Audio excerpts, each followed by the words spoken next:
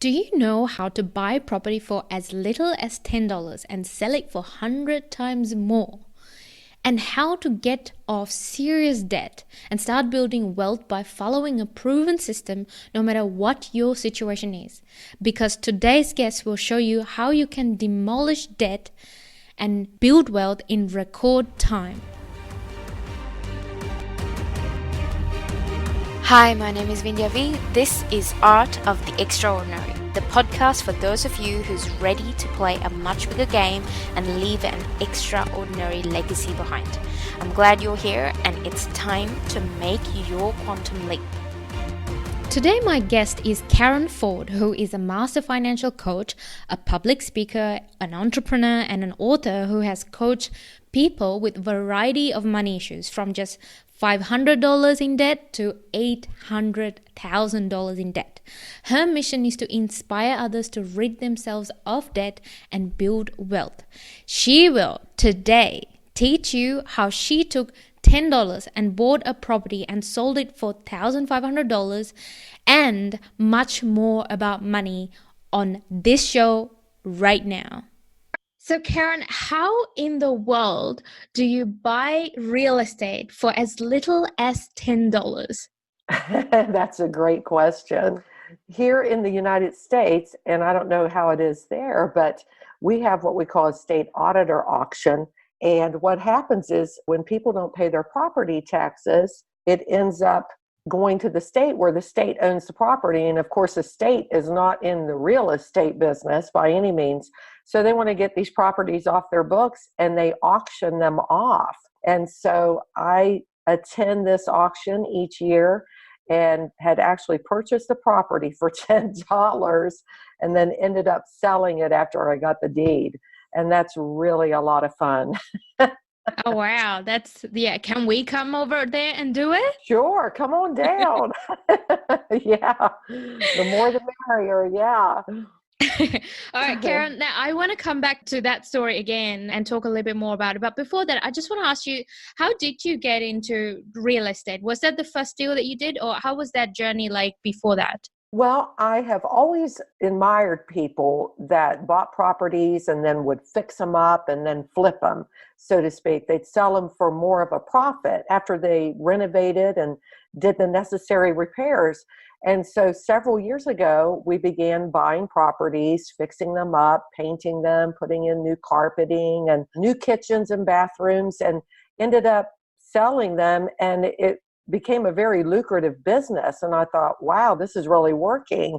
And so I had heard and discovered about some other people buying properties through this state auditor auction, and then began attending that as well. So every year we end up buying properties. And of course, you can buy properties in a number of ways. You know, you can buy properties through foreclosure, auction houses, and even for sale by owners. Some people, for whatever reason, maybe their job changed, they have to move rather quickly, and they're willing to take less of a price for the property so that they can move. So there's a wide array of ways to purchase properties, and it's just a lot of fun. Yeah, I bet. So when you first got into real estate and basically flipping houses, did you have any education about it, or did you just figure it out as you went? I figured it out as I went, but I did talk to a lot of people. My oldest brother has been in real estate for over 27 years, so he's a wealth of information and knowledge. And of course, reading. I'm an avid reader. I read a lot of books. I Googled a lot online to find out the do's and the don'ts and the should and should nots and things like that. And of course, knowing the area in which you're going to purchase is an absolute key. You know, you don't want to look in an area where maybe the homes are selling for $100,000 and you want to buy the house for $100,000 and then fix it up and sell it for $200,000. That's not going to work. If the houses in that area, the comps in that area, the value of the homes in that area are still just $100,000, it really won't matter how much rehabbing and fixing up you do. If the homes in that area are only valued at $100,000, then you don't want to put a lot of money in a $100,000 home and think you're going to sell it for $200,000. It just doesn't work that way. So you generally want to buy homes for less than what the value of the other homes in that area are, and then fix it up so that you can sell it for a profit. Does that make sense? Yeah, of course. Yeah, okay. So since you started doing that and you've come a long way to doing what you're doing right now, which is helping people become more financially free and figure out, I guess, around money, right? How did that become your journey? How are you here now? Well, that's a very good question. I actually have a background in nursing. I'm a registered nurse, but I haven't practiced as a nurse for several years. And people have always told me throughout my life, wow, you're really good with numbers. You're really good with money.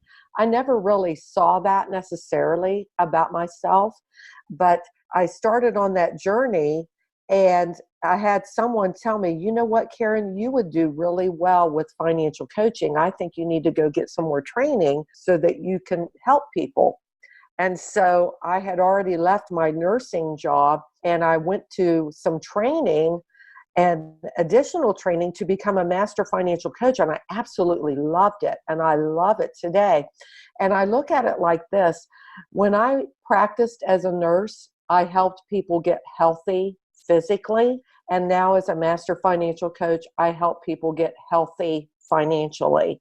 And so I'm still helping people, but it's just in a different way. And I absolutely love it because so many people are in debt. They don't like debt. They don't want to be in debt, but they don't see their way out of it. And so I come along and I give them hope first and foremost, because it doesn't matter to me how much debt a person has, you can get out of debt. There is hope. Well, it is a very interesting topic because I think financial issues and challenges, they had been around for a very long time, but it still surprises me the fact that we don't really learn about this stuff in school. Shouldn't we be learning about this stuff in school? Because we are going to be handling money no matter who you are. And that always surprises me. That's so very true. In fact, I can remember when I was in grade school and high school, learning how to write a check, how to balance a checkbook, creating a budget. And they don't do that in schools now. And so how are people going to learn to handle money? Well, word of mouth or coaches or what have you. That's how they're going to learn it now. In fact, I have coached people from the age of 18 all the way up to 72 years of age. And the common denominator among all of them is this. They've all said to me, no one ever taught me how to budget. And it's really quite shocking to me. Even the 72-year-olds, they never learned. No one ever taught them. And that's unfortunate because they're kind of winging it, every month or every day. They're just trying to figure out how to navigate through their finances. And it's really unfortunate because when you learn how to budget, that's empowering. You're being put in control of your money when you budget. Simply put, a budget is telling your money what you want it to do instead of wondering where it went. And when people tell me that they make so much money each month, but they don't know where it goes or what happens to it, 9 times out of 10, I can almost guarantee you it's because they're not budgeting. Well, so your domain is you help people become financially free. Now, I want to drill a little bit more deeper into that because financial freedom has got many different meanings and people put different implications on what that really means. What does it mean to you and the people who you help? Financial freedom is this: you have no debt. You might still have your utilities every month, but financial freedom means you have enough to take care of yourself. You don't have any debt, and you don't have any credit cards or a house payment or a car payment, and you have more than enough so that you can invest, you can build wealth, and you can help those around about you.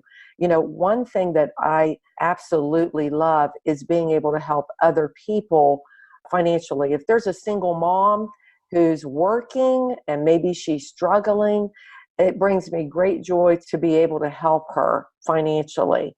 Now, we don't want to enable people. In other words, I don't really necessarily want to help somebody that's willing to stay home and not work and just receive from other people. You know, my heart goes out towards them. They need definitely help, but they need a job.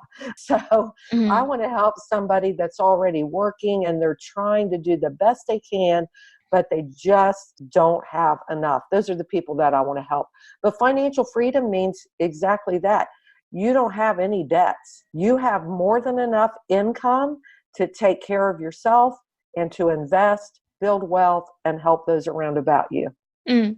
Well, I guess one of the questions that I always even ask myself is that how do you determine the difference between good debt and bad debt? Because a lot of people talk about it, but I'm not sure whether we are very clear about it, because that's two different things that you can go into. Can you speak to that? Yes, ma'am, I can. Personally, I don't think any debt is necessarily good debt. It's never good to have debt.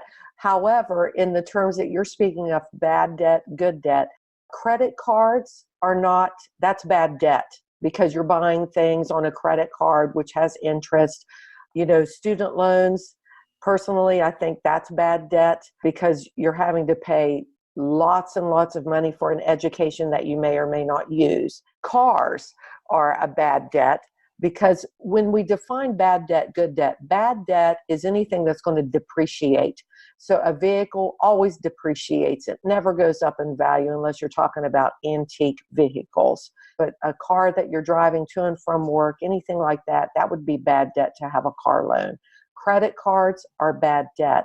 Now, a mortgage, like I said, I don't necessarily think that any debt is good, but if you have a house payment, you have a mortgage for your home that you're living in, that can actually be considered good debt because you're thinking that your home is going to increase in value. And so what we want to look at is if you're buying a home, you certainly want it to increase in value. You want to maintain it. You want to keep it up. You don't want it falling down around you. You want to take care of it, update it, that kind of thing. So when we talk about good debt, bad debt, good debt would be items that are going to appreciate in value. They're going to go up. Bad debt would be anything that's going down in value, such as a car or you're purchasing clothes on a credit card, things like that. So that would be the difference between bad debt and good debt.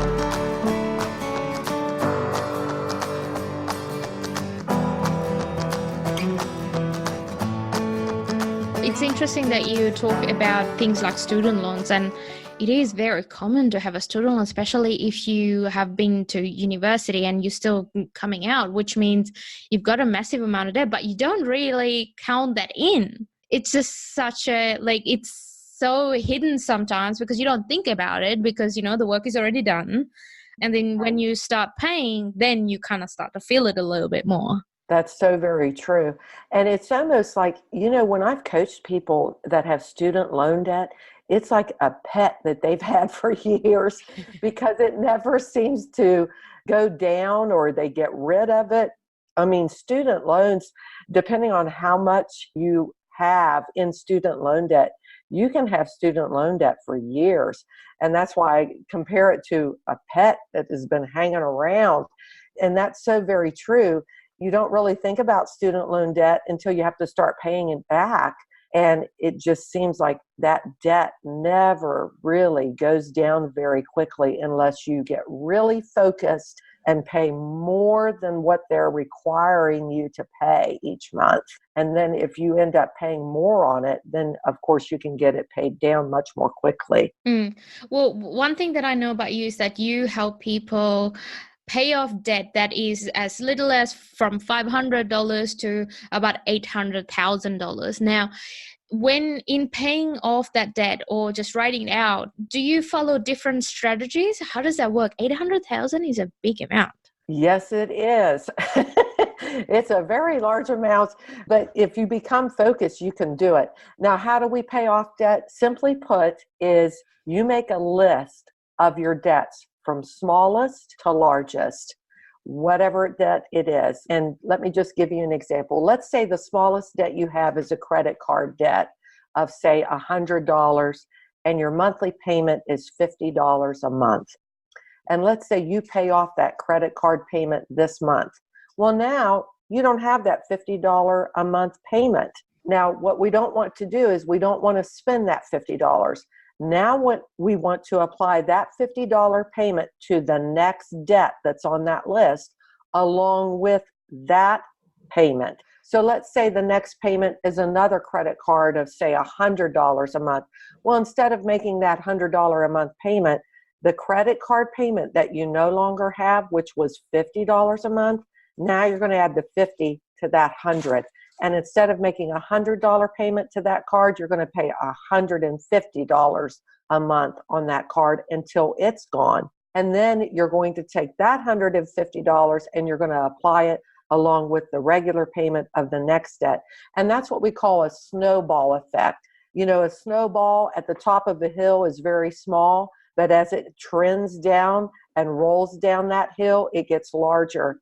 So you're able to hammer those debts much more quickly and faster, and it's a snowball effect. And that's the goal, because once you get rid of that first debt, now you've built momentum, and now you've got a win under your belt, so to speak. You're motivated to pay off each of those debts more quickly.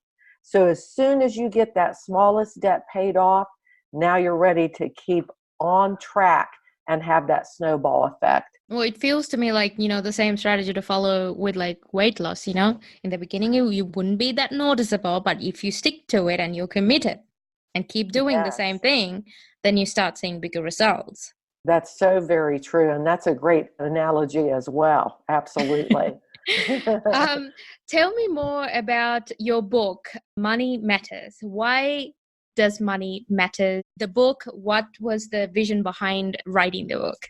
Well, the vision behind writing that book is, I'm here in West Virginia in the USA, and I'm only one person. Certainly, I speak at financial seminars, I have speaking engagements, and I do one-on-one coaching, but I can only reach a few people at a time. So the motive behind writing that book was so I can reach a larger audience. People need this information. And I thought, writing a book, we'll put it in their hands. And so money matters for a variety of reasons. First of all, everybody needs money. I have not met anyone yet to tell me that they don't need any more money or that they don't desire more money. So everybody needs money. You have to have money to live. And so money does matter in that respect. And then a twist on those words, money matters. Let's talk about debt. How can we get out of debt? Let's talk about budgeting. How do we budget? How should a person budget each and every month? How do we demolish debt? And how do we build wealth? And so the matters revolving around money are all in this book. So if you want to learn how to budget, demolish debt, build wealth, invest, all of those matters of money are in that book. Well, I mean, I do sometimes wish that, I could pay for something with my good thoughts, but it hasn't come true yet. So, yes, absolutely. Yes. Shifting gears a little bit to talking about your business and how you build the business. Now, it's one thing to, having that literacy and being well aware of how to manage money and how to use it for your advantage. What was the drive behind actually thinking that I can do it at a bigger scale? Actually, I can go out and help somebody. What was the reason behind that? On a bigger scale, so many people don't know and have an understanding of how money works. I really wanted to put it in the hands of people and really get it out there, because if people can take control of their money, they can be a wealth builder. They can be wealthy. They can have financial freedom. Stress is such a terrible thing. And so many times money and debt is such a stressor on an individual or on a marriage. The number one cause of divorce is money fights. It's not communication. It's not anything else. It's not kids. The number one cause of divorce is money fights. And so if I can help people manage their money in a greater way and get out of debt and build wealth, then prayerfully that can help save some marriages. It can save a lot of heartache and headache and stress. I mean, think about it. How much stress is involved in a person's life when it has to do with money? You work hard. Many times people are working 40 hours plus each week to bring home a paycheck to pay for things that maybe they didn't really need or maybe they did need, whatever the case may be. But it's almost like a cycle. You're just going around and around and around, but you don't see any hope at the end of the tunnel. You don't see any light at the end of the tunnel. And the purpose is to get out of debt. Because when a person is out of debt, there is absolutely no stress or very little stress. Because now you have freedom in your finances. You don't have the pressure. So many people have stress and pressure in their lives because of debt. And that really saddens me. And it's such a weight on people's shoulders. I want to help people get out of debt. I mean, I know I keep saying that, but if I can get people to get out of debt, it will alleviate so much pressure and stress in their lives. There's such freedom when you don't have debt. Well, I'm not surprised at all, because one of the guests that we had on the show was talking about kind of a similar thing. And she was talking about building high-performing cultures in a company. And one of the biggest things is eliminating debt, because when people have debt, then you're more stressed out and your creative energy doesn't come out the right way and you're not performing at your best. Because let's be honest, like when you've got that like hovering dark cloud in your mind, you can't really do much about it. So very true. And that's true what you just said about not being able to be creative.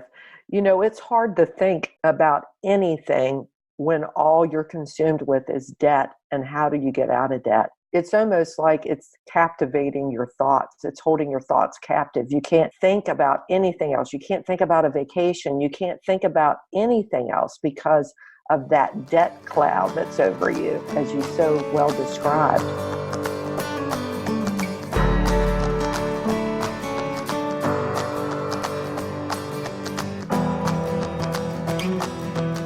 In, I guess, building your brand, what would you say are some of the hurdles that you've had to face? Because financial sector is already a pretty big market. So building a brand in that market itself, I would think there would be some challenges. So what are some of the things that you had to go through? Some of the things I had to go through was getting my name out there. You know, so many other people, Robert Kiyosaki, who is a real estate investor and very wealthy. I mean, his name is well known. Getting my name out there. And then when my name is out there, they're thinking, well, who is she? And what does she know about this? So working with individuals and then getting them to write some testimonial. How did I help them? And really putting it out there. That was a major hurdle, was getting my name out there. And then once your name is out there, kind of proving yourself, so to speak, proving that I know what I'm talking about, and having other people, the testimonials. And of course, social media is a great marketplace, getting it out there. It's worldwide, but getting other people whom I've helped to testify. It was never a problem or an issue for people to be willing to do it. It was just the fact of working with these individuals and then having them do that and getting the name out there. That was a huge, huge hurdle. So if you're building a brand and you're new to it, it takes a little bit of time, but don't give up in the process, because as you keep putting it out there, you know, word of mouth is so very powerful. And so you can use social media, but getting other people to testify and give their own personal testimonials in how you've helped them is great. Well, you mentioned before that you were a nurse beforehand, and were there any skills or ways of doing things that you brought to this business that work really well? And were there things that you were doing that you had to kind of stop doing because it's not longer working? Well, one of the jobs as a nurse is, you know, the reason behind what you're doing. right? But you go in and you give the medication and you take care of the patient. So identifying that when you're communicating with somebody with financial coaching, of course, there's that compassion. As a nurse, you should be compassionate, and I was. So my compassion is still with people and for people as I'm helping them get out of debt, build wealth, and that kind of thing. And as a nurse, you're teaching patients, because when they're in a hospital, they're not in there very long, because insurances aren't going to pay for an extended length of stay for them. So you're having to teach them, this is what you're going to do when you go home. This is what we want you to do, and this is the reason behind it. So as a financial coach, the teaching still has to occur, because it's not enough to tell people this is what you need to do. You have to explain the why behind the what. It's not enough that I'm explaining this is what you need to do. I have to explain the why behind it.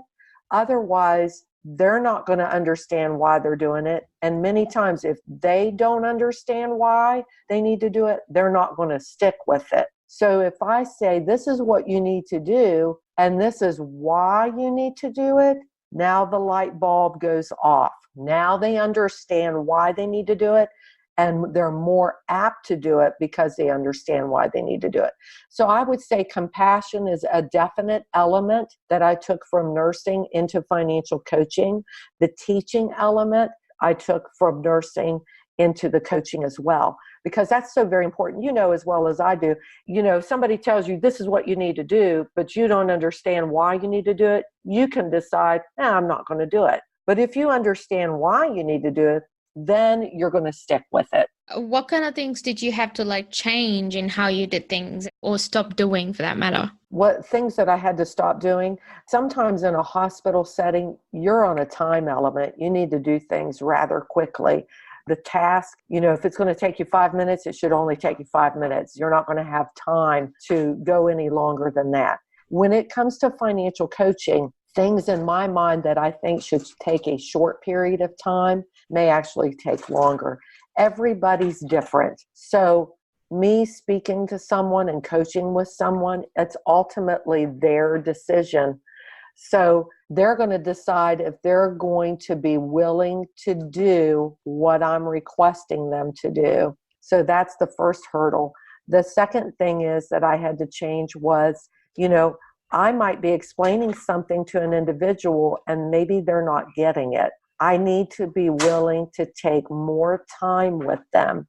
If I'm teaching investing and they've never invested ever in their life, I'm going to end up taking maybe an entire hour explaining that. So the time element absolutely is something that I had to be willing to change. In a hospital setting, it's only going to take 5 minutes to do this particular task. But in a coaching setting, I have to be willing to take a longer period of time with that individual if necessary. It's interesting that you mentioned that, they have to be willing to do what you're recommending them to do, because thinking back to my past, I guess it's because of the way that I've been raised. I've had certain beliefs about money and how to look at it and all of that. And that was kind of getting in my way early on, especially in the business.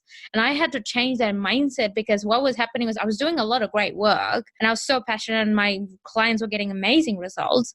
But I wasn't too focused on the money side, because the way that I've been raised, it's not to focus too much on that. But I've had to change my mindset around it for me to go, okay, yep, this is what I'm passionate about and I'm good at it. And also, this is going to sustain me longer term. So my question to you is, how much of mindset and what they bring in as beliefs from their past play into how you make recommendations and how that implements into their life? Oh, that is a great question. People, how they're raised is so very different. I've coached people where their parents, they didn't manage money, they mismanaged money, and they just winged it, so to speak.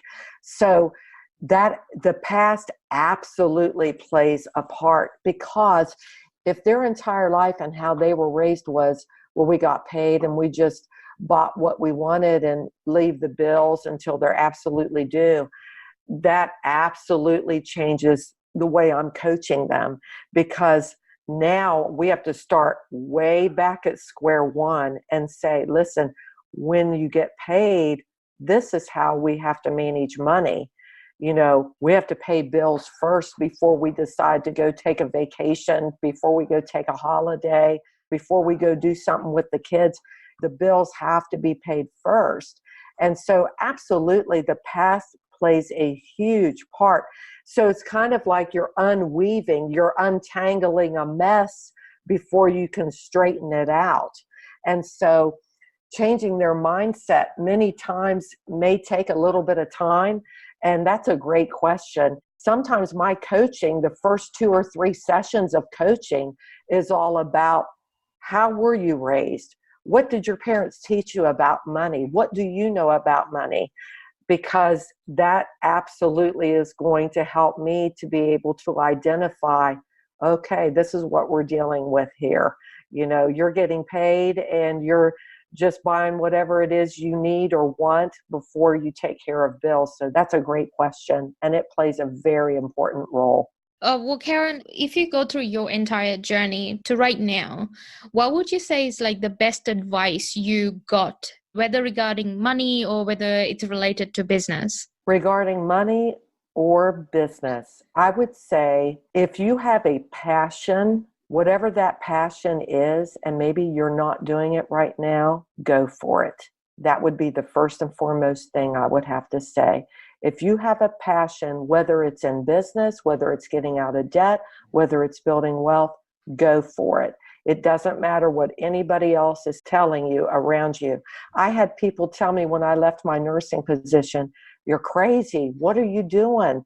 Why would you leave such a great job, with security and that kind of thing, and do this? You have to follow your passion, because that is where the reward is. That's where the reward is in your passion. Everybody has God-given gifts and abilities, and everybody has a passion.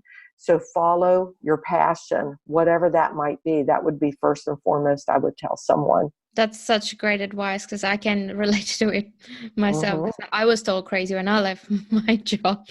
Right. And I was crazy, I think, at that stage. But you're following your passion, right? Yeah. And And it it has does got its something ups and on the downs. inside of you, right? Yeah. It does something on the inside of you because you feel fulfilled, right? Yeah. It's fulfilling to you. So yeah, you're following your passion and you're happier for it. You're fulfilled with it, and you're helping people in it as well.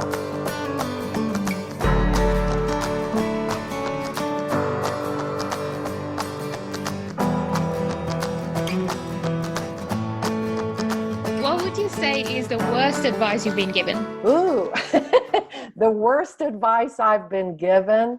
Well, I won't say that it was advice. I would say it was a critique where people would say, you could never do that. I won't say that that's advice. I would say that's the worst thing somebody would tell me, has told me. You could never do that. And if you hear somebody tell you, you could never do that, you have to almost shut off your brain. Just forget that they told you that and ignore it. And I look at it like this, unsolicited advice is criticism, and it's never appreciated. So if you're not asking a person for their advice, but they're telling you you could never do that, just ignore it and believe that you can do it. Because if you're following your passion and you believe in your heart of hearts that you can do it and you're going to help people, follow it and ignore those words that people said to you. I had so many people tell me, you're crazy, you shouldn't do that. Why would you leave that job and go to this? I had to ignore it. And now I'm doing so well with financial coaching and with real estate. Now those people are not saying anything to me. Yeah, they're probably saying, oh, I knew she was going to make it.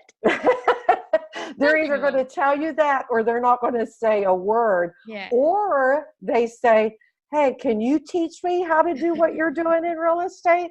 And that's okay.